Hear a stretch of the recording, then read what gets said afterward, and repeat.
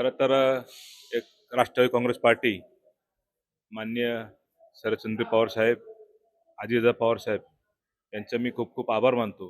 आमचे शिरोळचे आमदार माऊलीबा कटके असतील, शहराध्यक्ष सुनील टिंगरे असेल, यांनी खरंच कार्यकर्त्याला न्याय द्यायचं काम केलेलं आहे. आणि कार्यकर्ता हा सरळ मनात असतो, कुठल्याही प्रकारच्या मनात भावना ठेवत नाही.